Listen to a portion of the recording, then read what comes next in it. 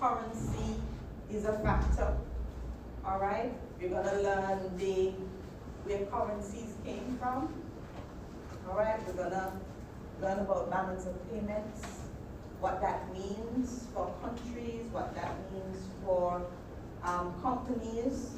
All right? And it's a higher level course. We need to engage. Please, please, please do not miss class. If you have to miss class, let me know ahead of time. If you know ahead of time, I know sickness will come in, but please try not to miss class. Let me know ahead of time so that if I need to take the lecture, I can take the lecture and post it in the portal or something like that. All right? Try not to miss your tutorials. It's a course, I'm not scaring you, but it's a course, if you don't stay on top of it, it will get away from you. All right? Yes, it does have some calculations in it. Yes, you're applying not just what you learn in level 1, but what you learn in level 2 and what you learn in other courses. All right? So it's a little bit of just general management, some finance, some statistics, and some economics. So even those of you, which is a majority of the group here, doing international financial management, there's economics involved. All right, the Econ 3007 students, it's a heavier slant on economics than on finance. And so those persons will cover that heavier application of economics in the tutorial classes. All right? For those of you, most of you are in your final year or your final semester. This is outside of the class of what we're doing in this session. Please, please, please, before the end of the semester, take a walk down to the office, School of Business Management office, and make sure you are on track to complete when you think you are going to complete. Please. All right? If you think this is your last semester and you have not gone to School of Business to talk to Ms. Cornelius or myself or Dr. Murdoch, you need to do so. Just to make sure you are on track and you don't have that one last course you need to take that you did not take in your first semester or your second semester. All right? Accounting and finance majors, the banking and finance majors, if you squeeze by without taking FINA 1001, you need to take it, and it's only offered in this first semester. So go back and check. All right? Please. What's that? Elements of banking and finance. All right? Because the thing is, it's not a prerequisite for any course, and so you're not forced to take it early. Right? But so some persons would have slipped through the cracks and didn't take it, and that's one of the courses that you kind of don't remember you need to take. All right? Just because it's not a prerequisite. Yes, so today we're going to do a brief review. We're going to do a little review of some of the concepts that you learn in financial management. And then we are going to look at, first I'm going to do the introduction of the course, which I see as Globalization and Multinational Firm. All right? But before I do that, let me go to the course outline with you. So that we have a good understanding of where we are going and what my expectations are of you. So I'm going to go through in a little bit more detail course outline for 3053, and then I will do the 3007, but I will just to run through it, and then we will get into the introductory portion of the course. So basically, all right, you can't really see that, can you?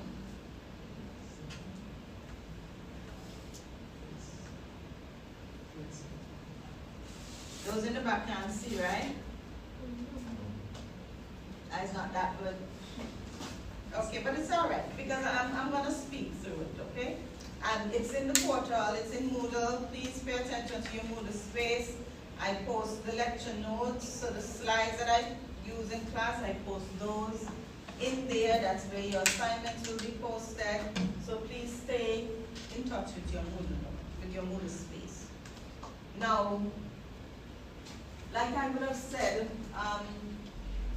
a minute or two ago, you're touching, this course touches on a little bit of everything that you've done. All right, so it covers a range of different concepts, issues, world economic issues, all right, and a lot, if not all, most if not all of the practices in international finance, international financial management. So you have a company, it's a multinational corporation, meaning that company has either subsidiaries or affiliates in countries around the world. There's a particular way that they have to manage to be successful. All right? So this course is going to touch on that.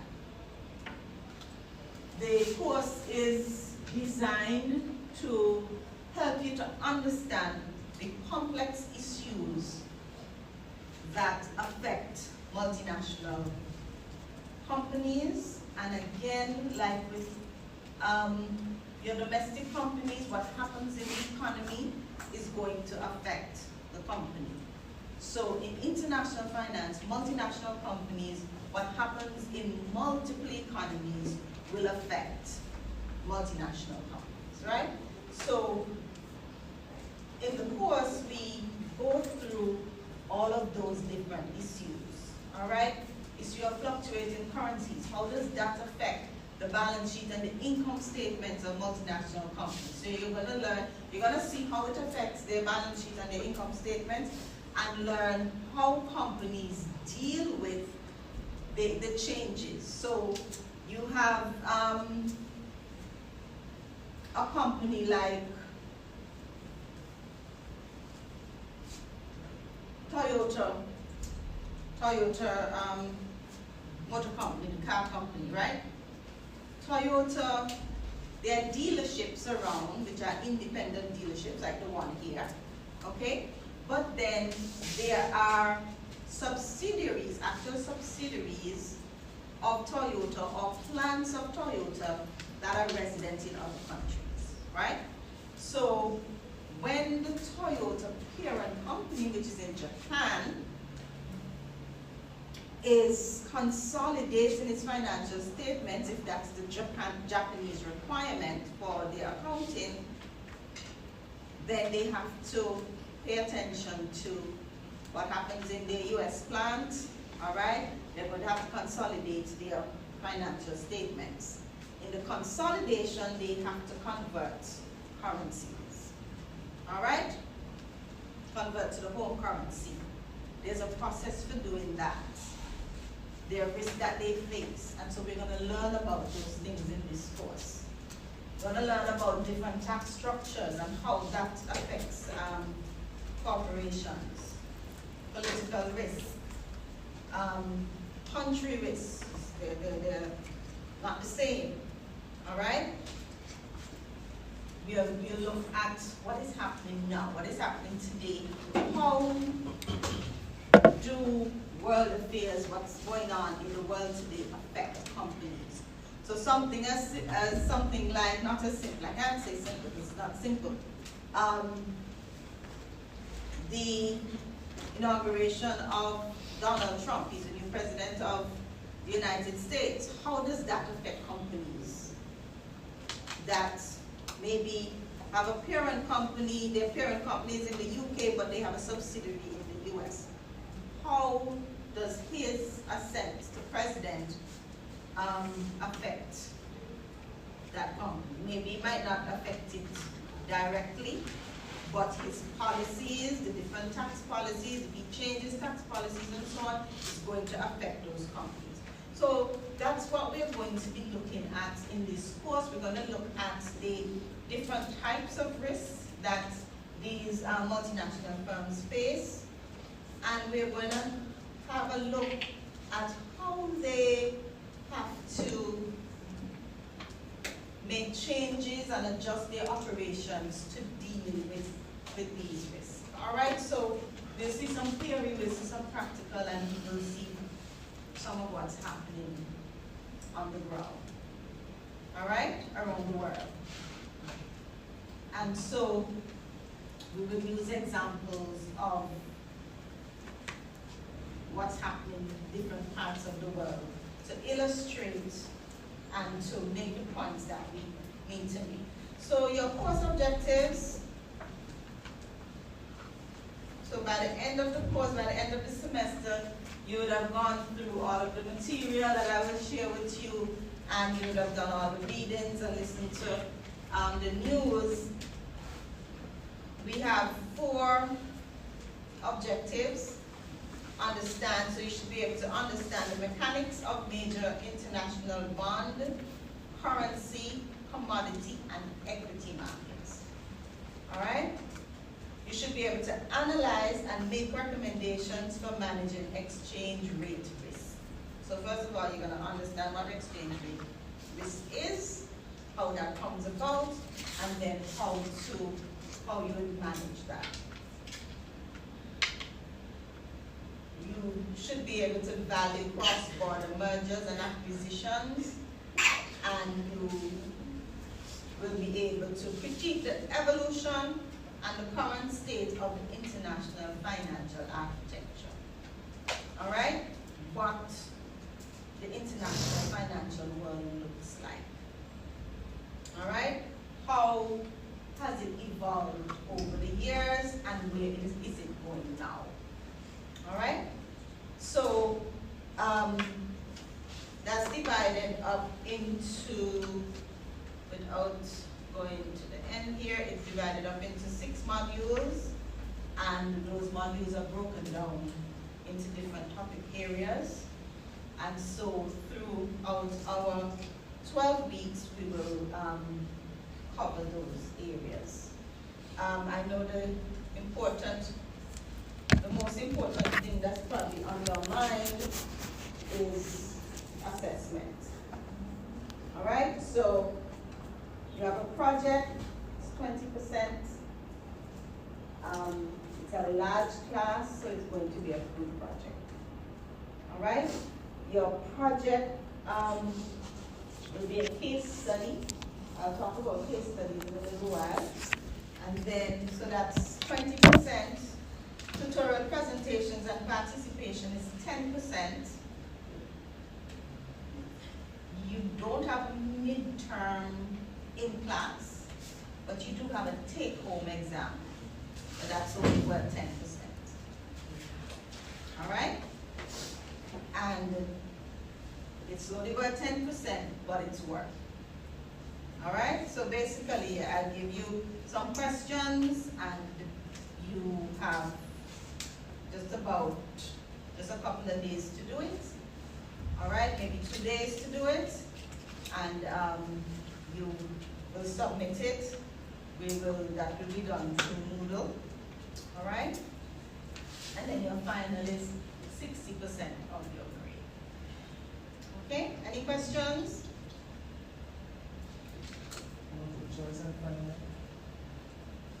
I haven't made up my mind as yet.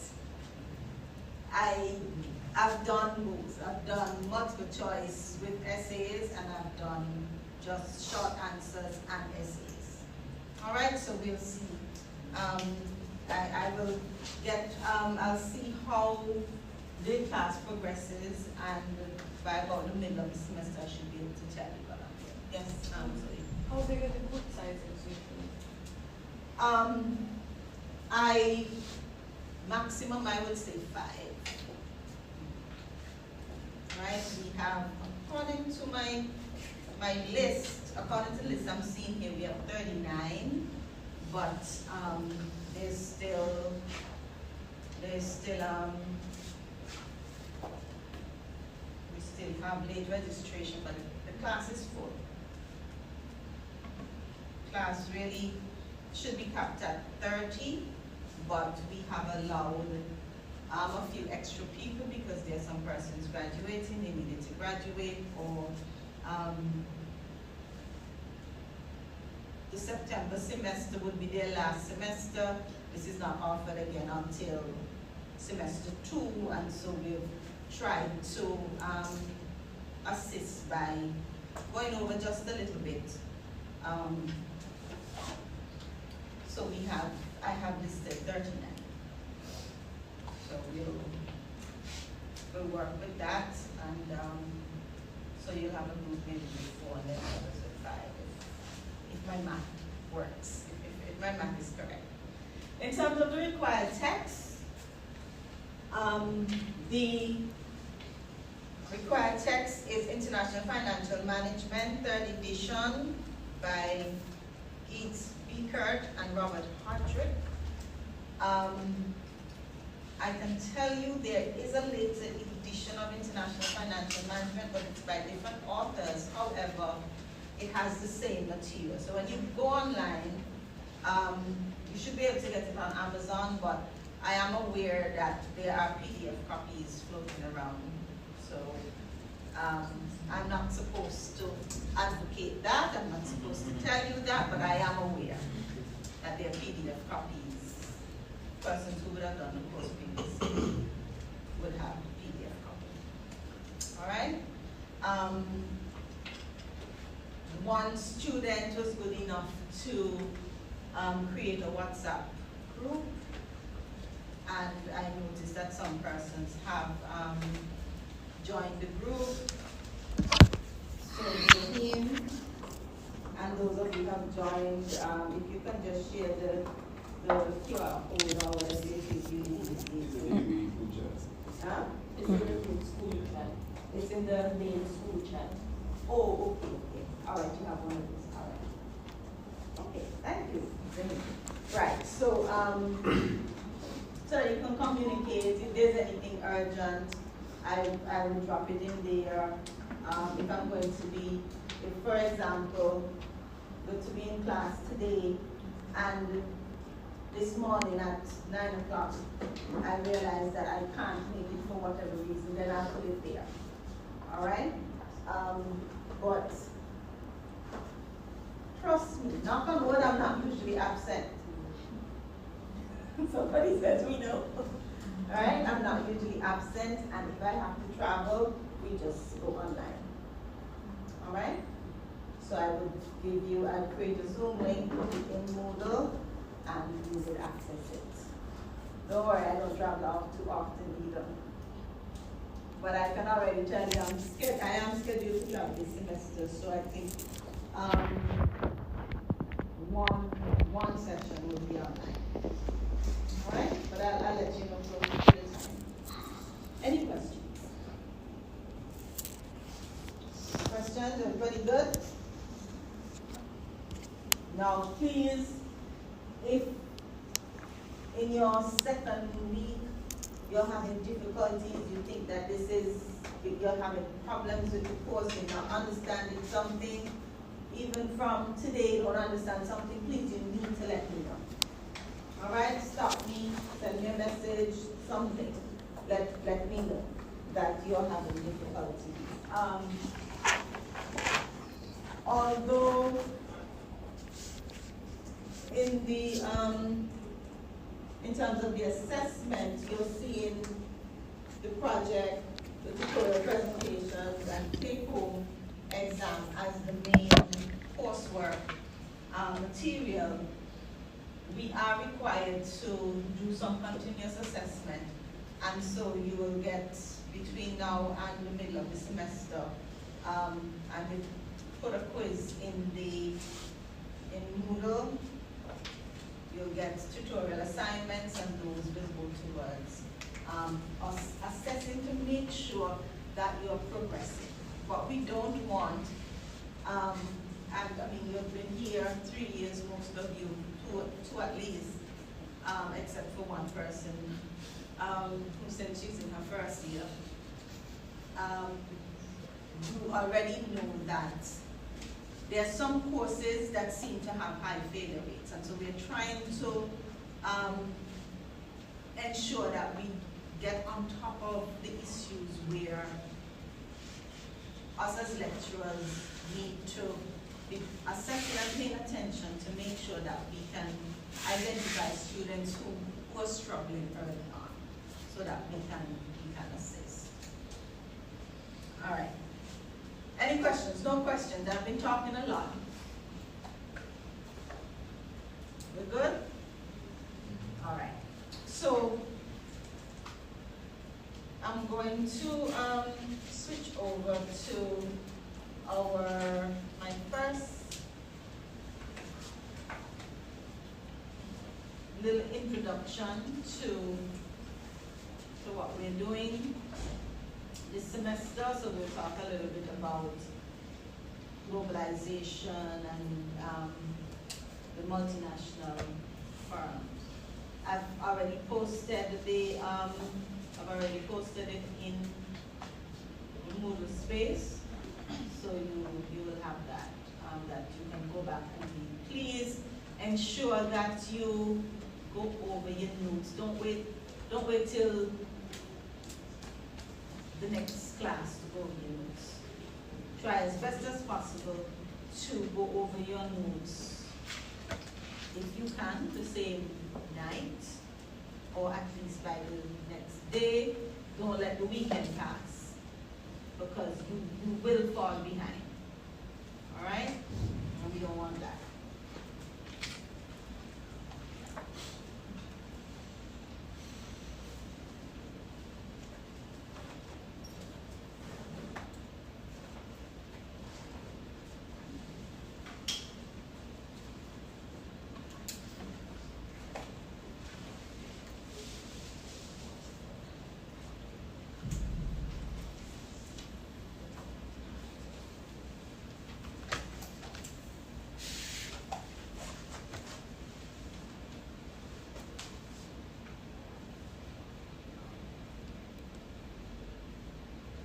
Bear with me a little while until my, this computer is not the best.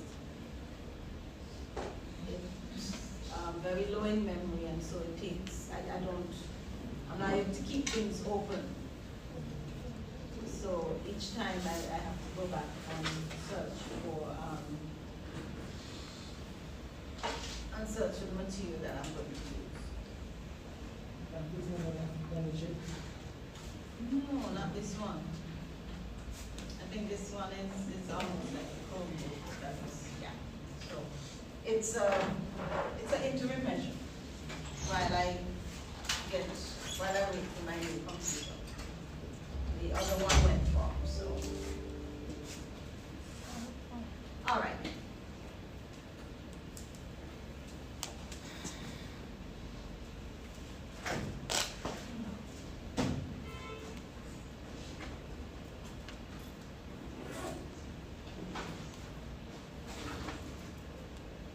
Are you able to see in the back? Can you see this now, or I need to make it bigger? A little bigger? All right, let's see if I can.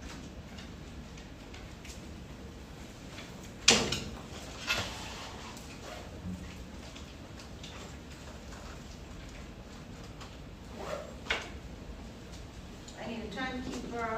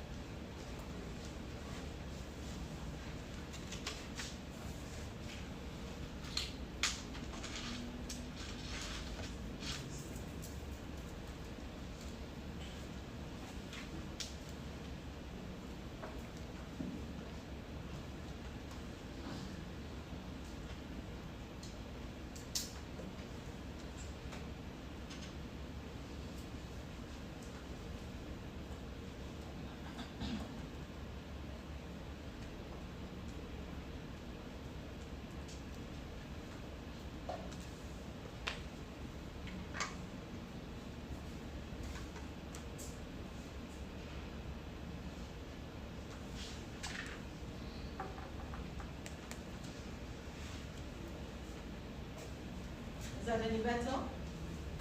Yeah?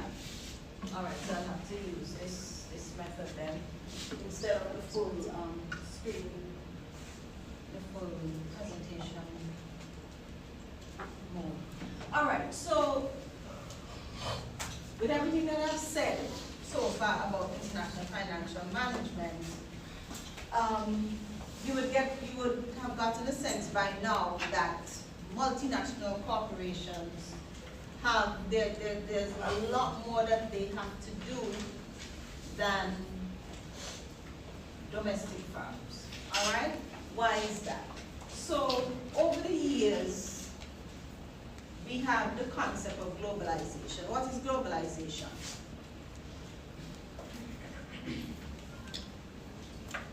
It's not a rhetorical question. What is globalization? It's like the increased interconnectedness of countries. Yes, you're spot on. Government, society. Increased interconnectedness of countries, governments, society in general, and that comes from really the fact that we are trading, all right? As a world, we want goods that other countries have, all right? Take us. We import most of what we use, right? And so as a small island, we are interconnected with many different parts of the world, right? So we always hear that we get most of our, we import most of what we use from where?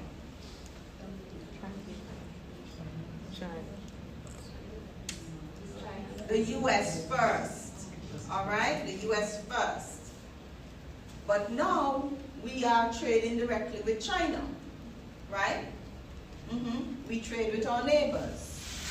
So many years ago, we, in terms of our food, our agriculture produce, what we need, we would get them from the neighboring islands, all right? Back then, there was better sea transportation than there is now between islands, right? If we go all the way back to slavery, there was trade. There was trade in what?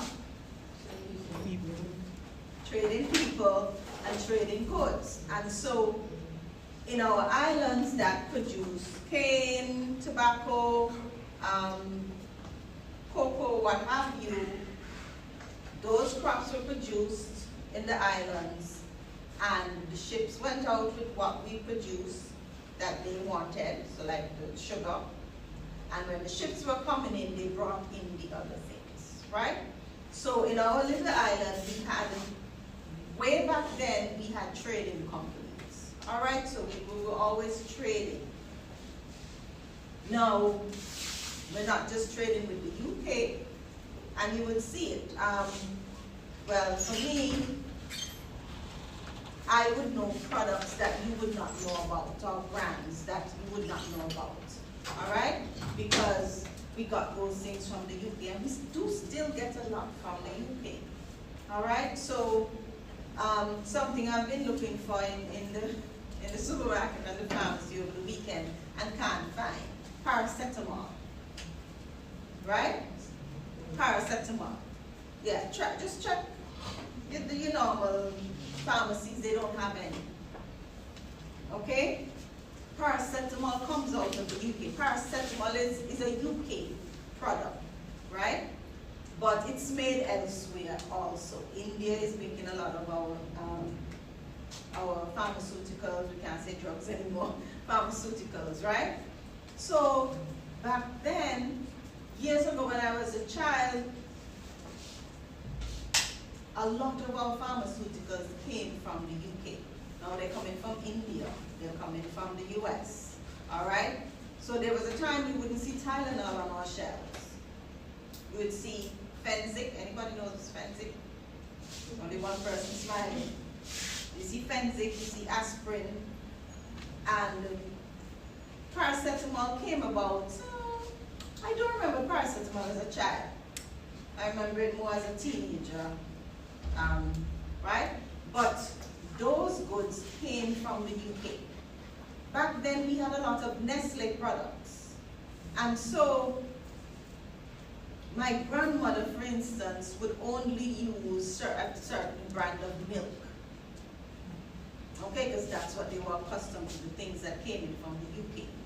Now we have a lot more. Most of what we import comes in from the US. However, we also know that a lot of what the US uses comes from where? China. All right? So, because of the concept of globalization, companies are forced to do a number of things. We have globalization in all areas, all right? So, consumption, we spoke about that. Globalization in production, in the sense that Toyota, like I referenced earlier, Toyota, the parent company, is in Japan, but they have plants in the US, all right? You have car companies in the US that have plants in Canada, okay? So you have globalization in production, and then you have financial markets, all right? What are the main financial centers in the world?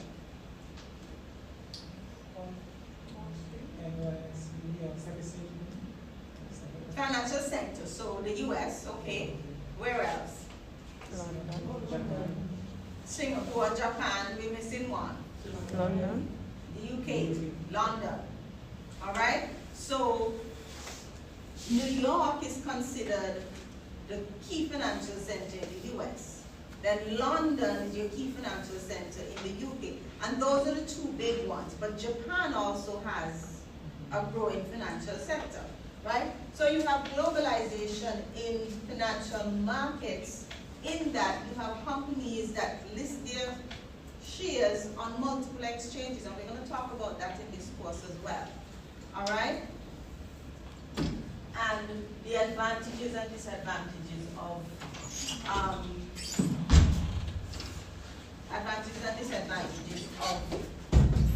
listing on different exchanges. All right? Then banking. We saw globalization in banking a long time ago because most of our banks were foreign branch banks, all right?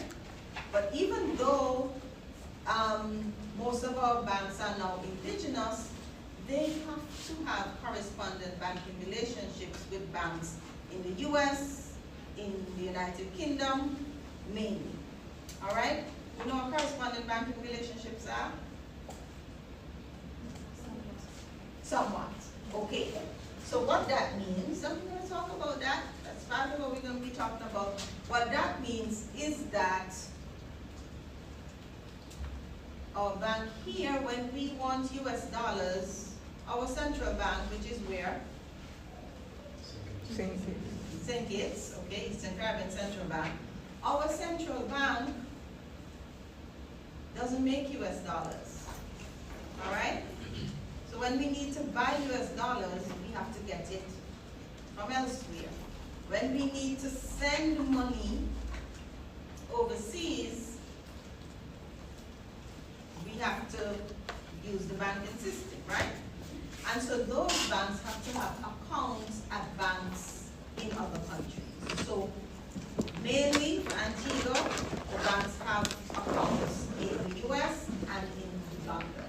So they have what they call correspondent banking accounts. So when monies are coming into Antigua, they go to the correspondent bank in the US, and then they send it to, it's all electronic of course, but they have to have accounts, right? So banking, globalization and education.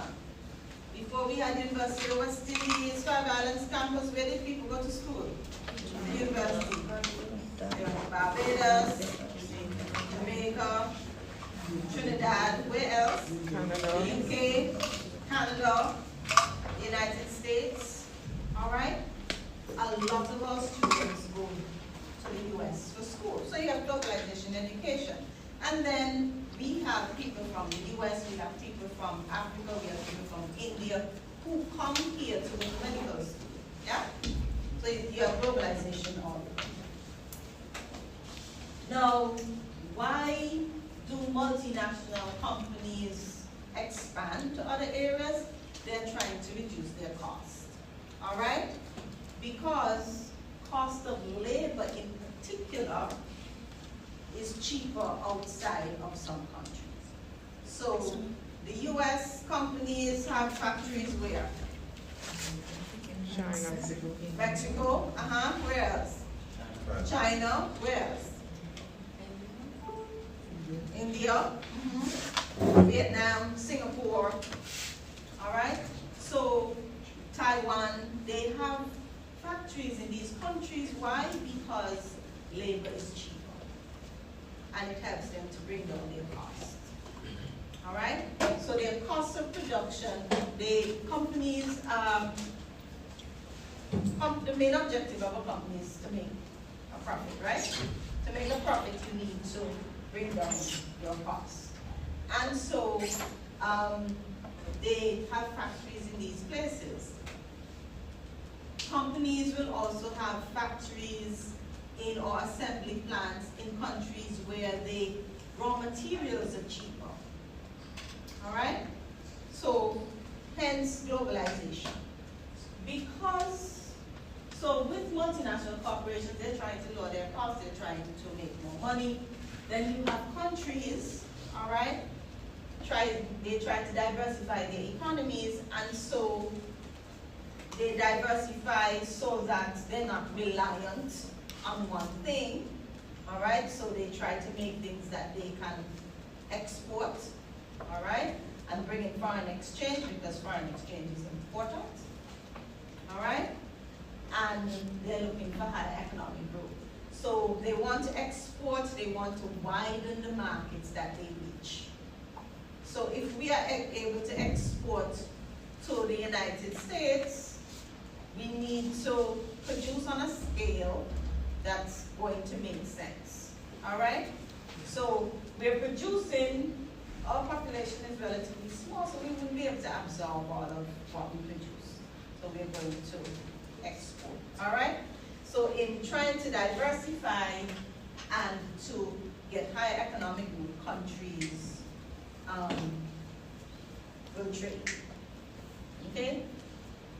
One of the important things I need to note before I go any further is that you would have noticed it by now. I'm on my second slide and I've said a lot more than what's on the slide. Take your notes. So take notes in addition to what's on the slide. All right? Because the textbook will have examples, yes, but it would not necessarily have all the examples. And when you're doing your exam, your final, you need to be drawing on examples, because my exams are not about regurgitating definitions and so on. It's application. All right? Any questions so far?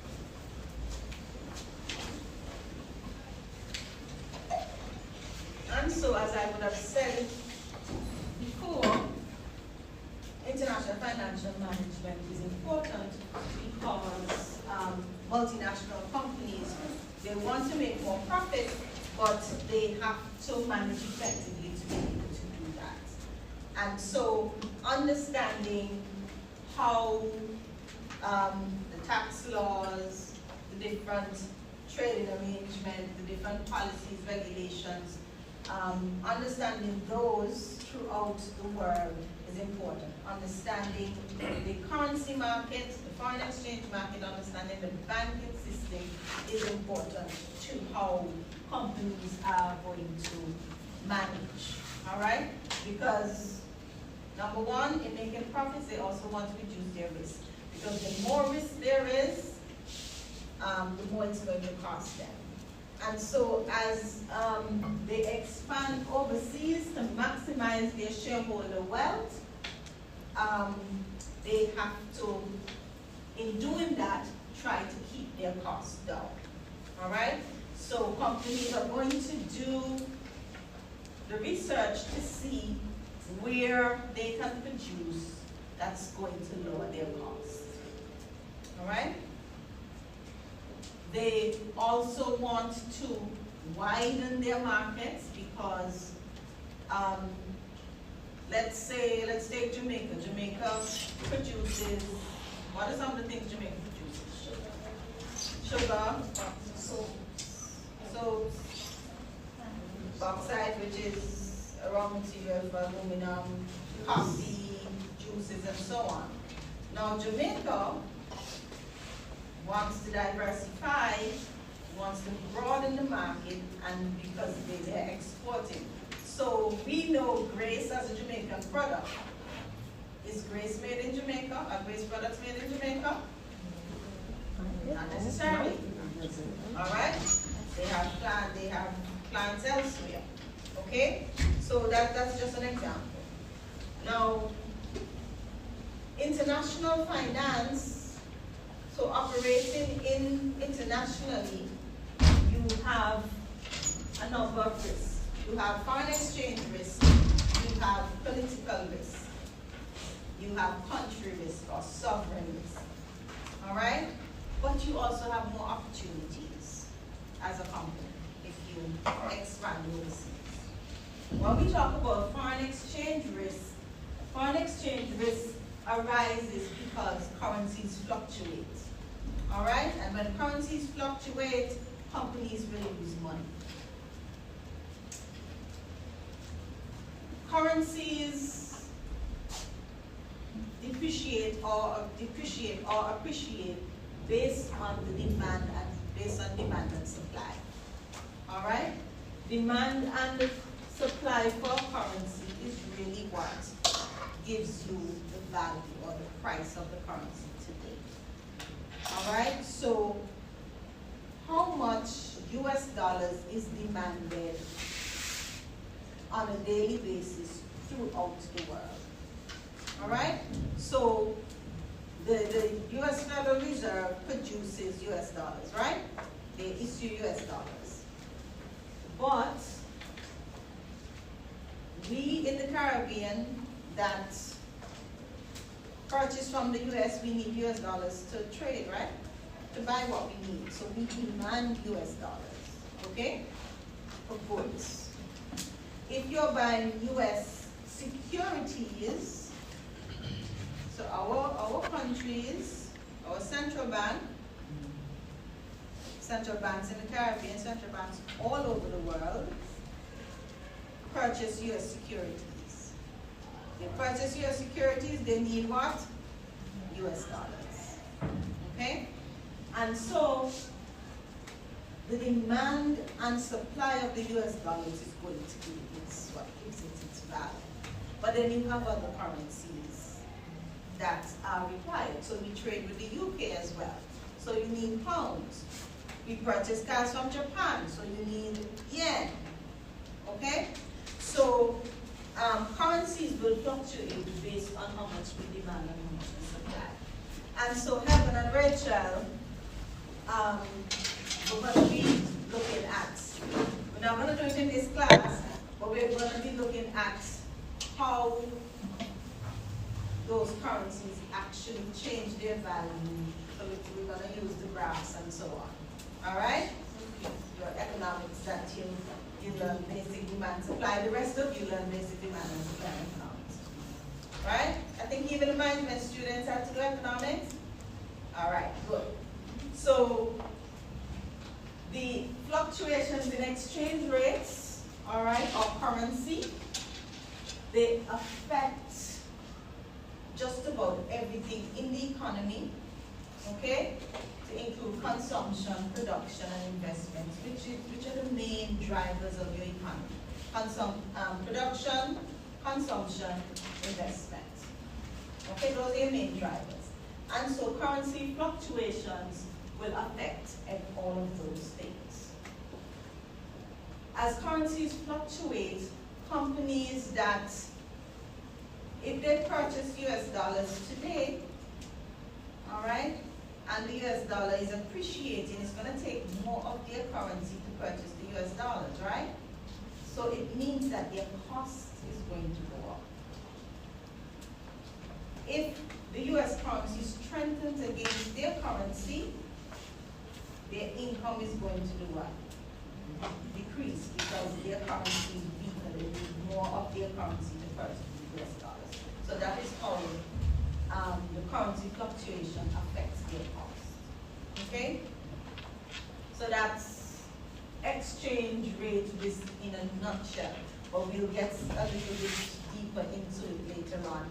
How countries, how companies mitigate against that foreign exchange. Okay? Then you have political risk. Political risk is the unanticipated changes in things like taxes and regulations as a result of change in governments. All right?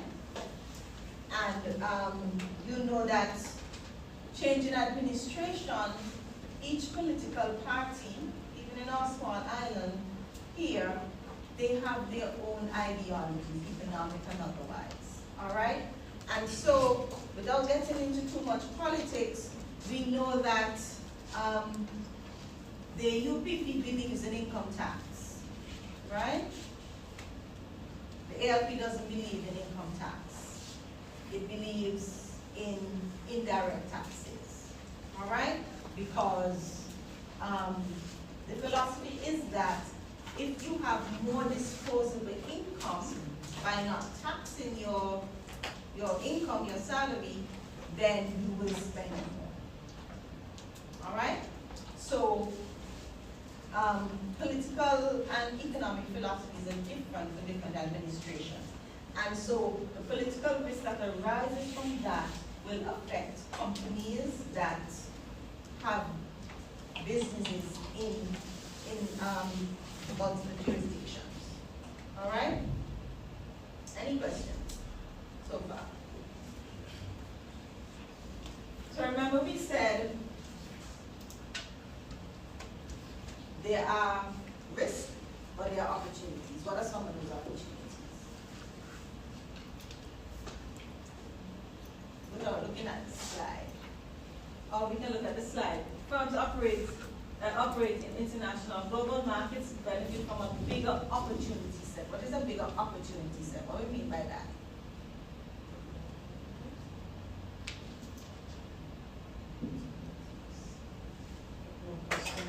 More customers, yes. Yeah. You have more customers. There are also more opportunities to reduce your costs. Okay? There are more opportunities for even banking, all right, for financing. So you can get a loan from an international bank if you operate internationally, all right? You can invest in other areas, yes. Okay, so greater opportunity set. So they're able to raise funds in multiple capital markets. Now remember, companies don't just raise funds from loans. So there are two ways companies generally get funds. What are they? Debt and equity.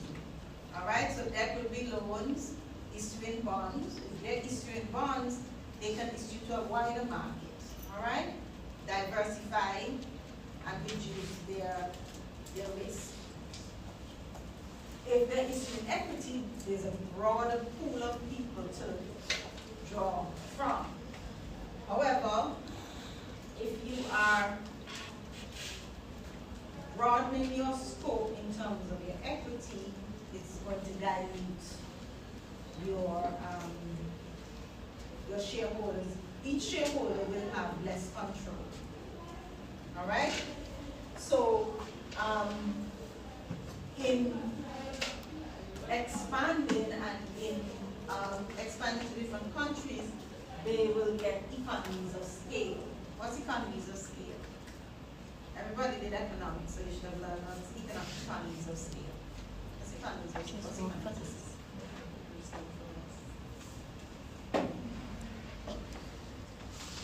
Too long ago. Economies of scale. What does that mean? When you're able to produce more for less. You're producing more for less, yes. All right? Okay, good. You spread your cost over, your cost is spread. So your per unit cost is lower. All right? Individual investors, like you and I, can diversify our portfolios by investing globally. All right?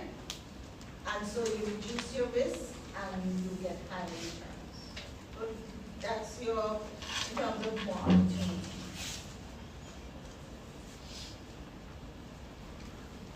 All right. So for multinational corporations, they have some goals. All right? Their main goals are to manage their foreign exchange risk and their political risk. That's number one. Okay? Effectively address imperfections in the market. What do we mean by imperfections in the market?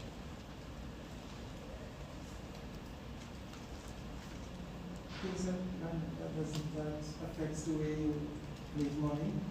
Okay, so there's the reason that companies can reduce their costs because when they have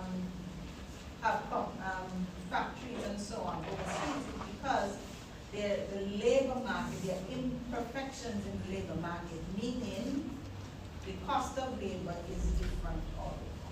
So there are imperfections in the labor market.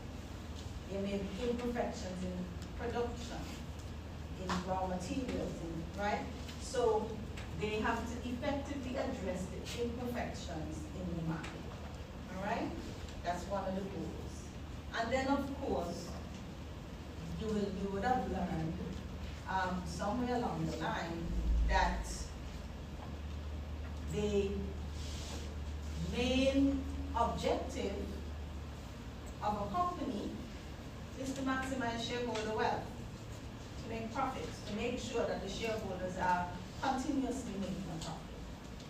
All right? You are not going to invest in something if you're not going to make a profit. Right? So maximize shareholder wealth.